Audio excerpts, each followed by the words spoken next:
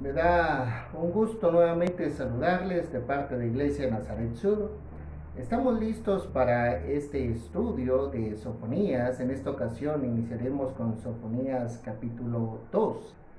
Y lo que es importante y a lo cual les animamos es a que puedan tener este estudio en familia. Como familia puedan meditar sobre este texto. No olviden que estos tan solo son algunas líneas, ¿verdad?, de la interpretación de Sofonías 2, pero usted, con ayuda del Santo Espíritu y en oración, juntos en familia, léanlo y sigan ampliando acerca de las lecciones que pueden sacar para sus vidas. En Sofonías capítulo 2 continúa el tema que es central en este pequeño libro del profeta. Es el día del Señor. El día del Señor. Recuerden que en el capítulo 1, Sofonías empieza a hablar del día del Señor como un día de juicio, un día de castigo. Cuando el pueblo, después que esperaba que el día del Señor se hablara de victoria sobre los enemigos y que hablara que los judíos serían llevados a lo más alto del mundo como el pueblo de Dios, Sofonías les dice, no, tengan cuidado. El día del Señor no es un día de victoria, sino un día de castigo y de juicio, porque ustedes abandonaron a Dios. El versículo 6 del capítulo 1 dice, y a los que se apartan de en pos de Jehová, y a los que no buscaron a Jehová, ni le consultaron. Habían abandonado al Señor y habían confiado más en otros dioses, en alianzas políticas, en sus riquezas, y abandonaron al Señor. Ante eso está, escúchelo bien, el amor de Dios, la gracia de Dios, que no tiene límites. ¿Por qué? Porque el capítulo 2 inicia con un llamado al arrepentimiento. Y dice así los primeros 3 versículos: congregaos y meditad, oh nación sin pudor, antes que tenga efecto el decreto y el día se pase como el tamo, antes que venga sobre vosotros el furor de la ira de Jehová, antes que el día de la ira de Jehová venga sobre vosotros. Buscad a Jehová todos los humildes de la tierra, los que pusisteis por obra su juicio. Buscad justicia, buscad mansedumbre, quizás seréis guardados en el día del enojo de Jehová. Ve cómo el amor de Dios, estaba ya el decreto. El pueblo había abandonado a Dios. Dios había enviado a sus profetas. Y el pueblo no cambiaba, no era transformado, no obedecía al llamado de Dios. Pero aquí Dios vuelve a insistir. Y dice, miren, júntense para un clamor nacional. Es una oportunidad. Ya el juicio estaba tan cerca que la oportunidad era como el tamo que lo lleva el viento. Era una oportunidad que diríamos, queda poco tiempo. Y ante ese poco tiempo, ¿qué es lo que tienen que hacer ustedes? Busquen, y el verbo aparece 3 veces, busquen a Jehová, busquen la justicia, busquen la mansedumbre. Realmente el mayor obstáculo para acercarnos a Dios es nuestro orgullo. Dice, buscad a Jehová todos los humildes de la tierra. El orgullo hace que confiemos en nosotros más que en el Señor. Y ese orgullo se disfraza de muchas maneras. Cuando nosotros no reconocemos nuestra responsabilidad, cuando nosotros no nos hacemos responsables de nuestras decisiones. Ese orgullo en muchas ocasiones se disfraza de esa manera, ¿sí? Por ejemplo, a veces nosotros estamos sufriendo, pero en lugar de acercarnos al Señor, le echamos la culpa a Dios o le echamos la culpa a otras personas. Es que la crianza que me dieron mis padres, y que sí influye, no estoy diciendo que no influye, pero no está como que determinismo en el que, fueron los padres, fueron los genes, es el ambiente social el que me condiciona. No, nosotros tenemos ese poder de elegir. Dios nos ha dado ese poder de elegir y nosotros debemos ser responsables de nuestras decisiones. Y aquí el pueblo había tomado la equivocada decisión de alejarse de Dios porque no confió en Dios. Y eso es orgullo.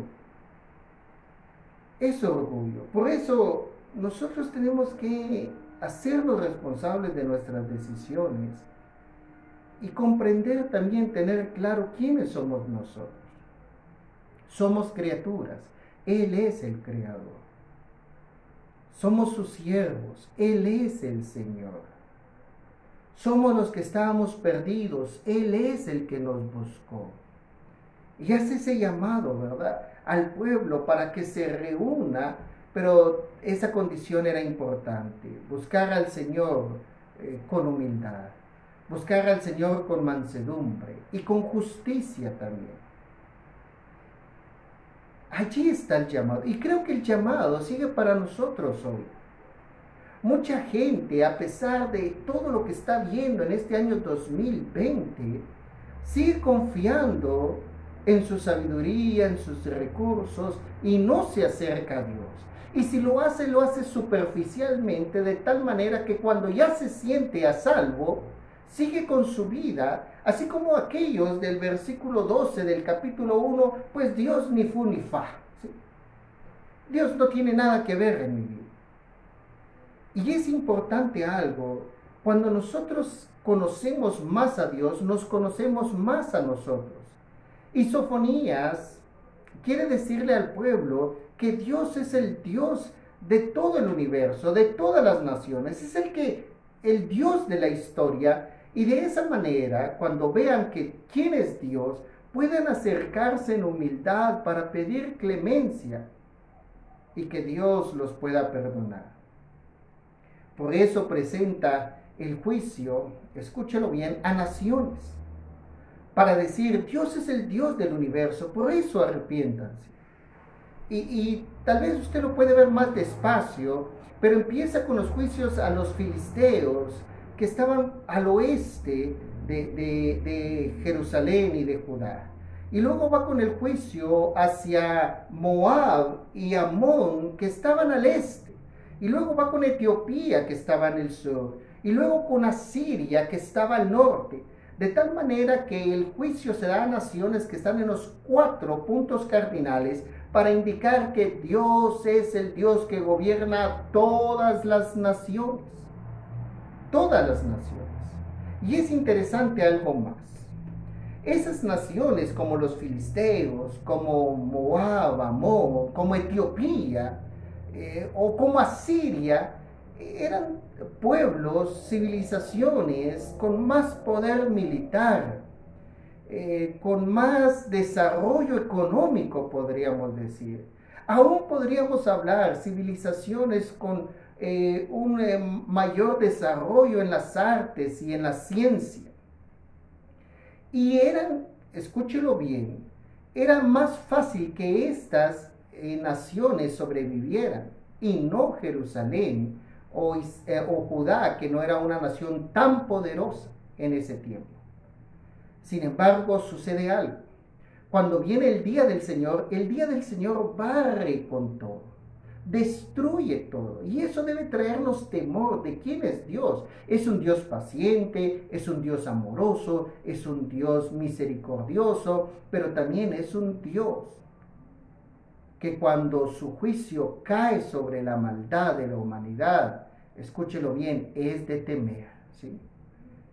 Y los filisteos fueron destruidos y ya nunca más se levantaron.